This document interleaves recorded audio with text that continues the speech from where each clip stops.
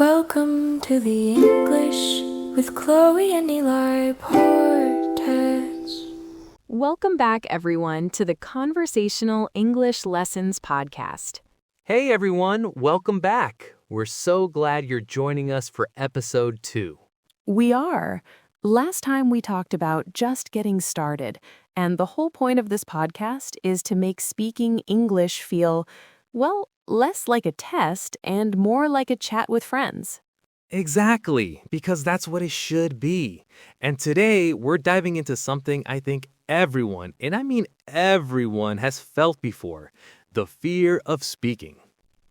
Yes, that feeling in your stomach when you have to say something and your brain just freezes.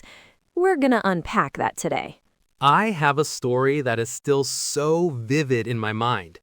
I was in college giving my first big presentation in a huge lecture hall. I had practiced for days.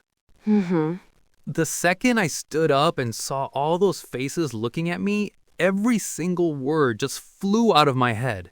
I stood there in complete silence for what felt like an eternity. Oh no, that's the worst feeling. It was, and I'm a native English speaker, so I can only imagine how much bigger that fear feels when you're also worried about grammar or pronunciation on top of it. I totally get that. I had a similar thing happen, but it was when I was traveling. I was trying to ask for directions in a language I barely knew, and the person just laughed at my pronunciation. Ouch! Yeah, it was brutal. I wanted the ground to just swallow me whole. And I think that's the core of the fear, isn't it? The fear of being judged. 100%. It's that fear of making a mistake and having someone think you're, silly or not smart. Right, or that your accent is wrong, which, by the way, is not a thing. Everyone has an accent. Everyone, even us. But I think for learners, the big fears are really specific. Like you're afraid you'll use the wrong tense or pick the wrong word. Oh, or my personal favorite, you're in the middle of a great sentence, feeling really confident, and then you completely forget a super simple word. The word blank, yes. It happens to me in English all the time. I'll be like, can you pass me the clicky thing for the TV? The remote?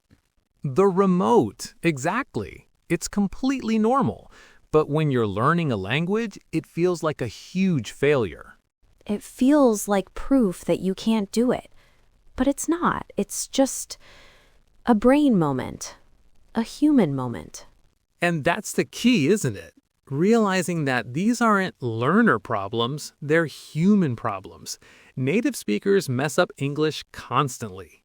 Constantly. We say things that don't make sense. We start a sentence one way and finish it another. Right. We use and like all the time to fill the space while our brain is searching for the next word. It's not a sign of failure. It's a sign that you're thinking. Exactly. And I think we need to reframe what a mistake even is. If you say, I go to the store yesterday, is that a grammar mistake? Yes. Did I understand that you went to the store yesterday? Also yes. Precisely. The goal was communication, and communication was achieved. Mission accomplished.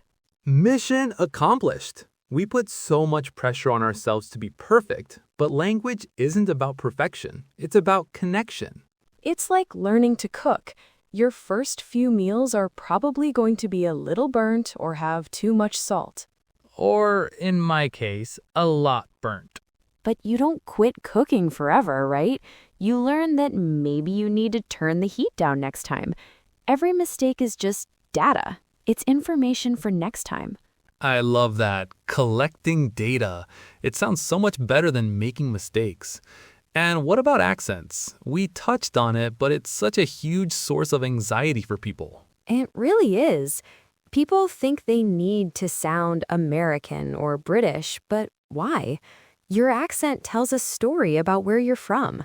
It's a part of you. It's not something to be ashamed of. It's beautiful. Some of the most interesting and intelligent people I know have strong accents.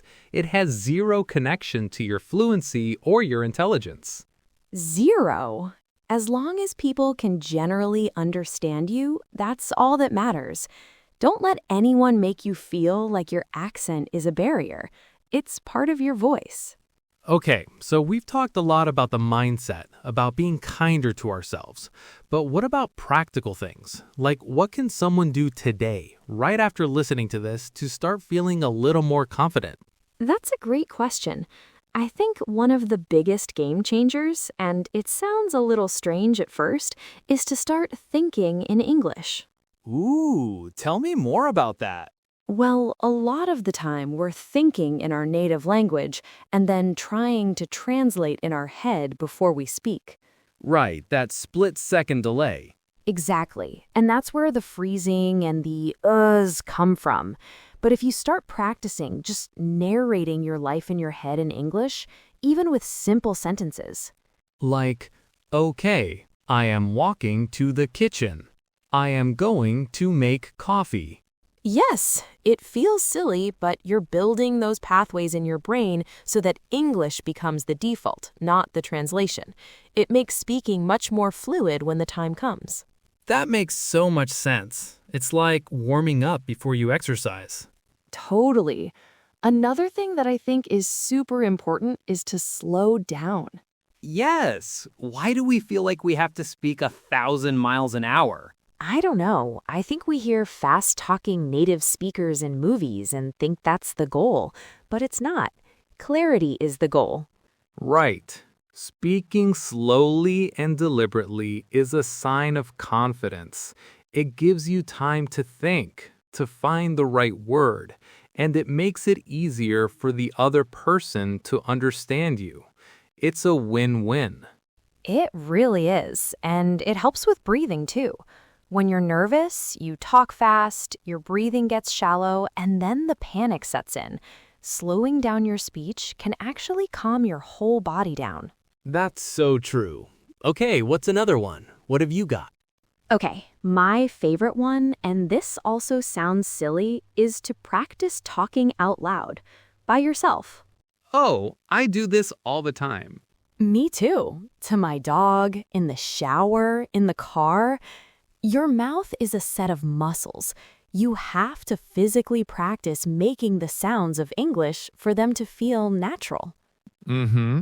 You can read a book out loud, describe what you see out the window, or even just have a fake conversation. The point is to get comfortable with the sound of your own voice speaking English. It's about making it feel less foreign in your own mouth. I love that. And that actually leads to another point, which is embracing those small, everyday opportunities for conversation. The low-stakes practice. The lowest stakes: ordering a coffee, asking a shop assistant where the bread is, buying a bus ticket. These are perfect moments to practice. Totally. The conversation has a clear beginning, middle, and end. The vocabulary is simple, and the person you're talking to isn't expecting a deep philosophical discussion. Exactly. And if you mess up, who cares? You'll probably never see that person again. And even if you do, they won't remember. It's a safe space to test out your skills. It really is. It's about collecting those small wins. Every time you successfully order a coffee or ask for directions, you're building a little bit of evidence for your brain that says, hey, I can do this. And that evidence builds on itself. It's like a snowball of confidence. A snowball of confidence. I'm stealing that. So I guess the main takeaway from all this is be kind to yourself. Learning a language is a marathon, not a sprint. I love that, and I think we can add a few more snowballs to their arsenal. What about the media we consume? I think that plays a huge role. Absolutely. You wouldn't get angry at a baby for falling down when it's learning to walk. Don't get angry at yourself for making a mistake when you're learning to speak a new language. Oh, absolutely. And there's a big difference between passive and active consumption. It's one thing to have an American movie on in the background, but it's another to really engage with it. That's such a good way to put it. Every word you speak, even if it's not perfect, is a victory. It's a step forward. Exactly. Active listening is key. Maybe watch a scene with subtitles in your own language first to get the context, then watch it again with English subtitles, and finally, watch it with no subtitles at all. It is. And the world is a much more interesting place because we have different voices, different accents, and different perspectives. Your voice deserves to be heard. Don't let fear keep it quiet. That's a brilliant method. You're essentially training your brain to rely less on translation and more on direct comprehension. It's like building a muscle. You wouldn't just read a book about lifting weights and expect to be strong. You have to actually do the reps. That's a great structured way to do it. It's like scaffolding your own learning. You build the support and then you slowly take it away as you get more confident. I also think music is a fantastic tool for this. That's a fantastic structured approach. I remember trying to learn French by watching cartoons. I figured they're for kids. How hard can they be? And at first, it was just a blur of colors and fast sounds. But I stuck with it, and one day I understood a joke. It was a simple knock-knock joke, but I felt like I'd cracked the Enigma code. It was a huge boost. Beautifully said, Ellie. Just be patient. Keep practicing in those small, low-stakes ways. And remember that we are all on your side.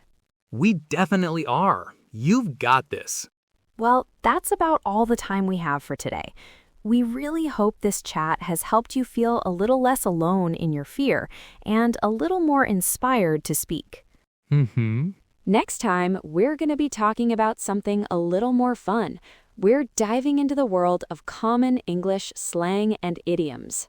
Ooh, the fun stuff. The things that make you sound less like a textbook and more like a real person. Exactly. So be sure to join us for that. Until then, take care and happy speaking. Bye, everyone.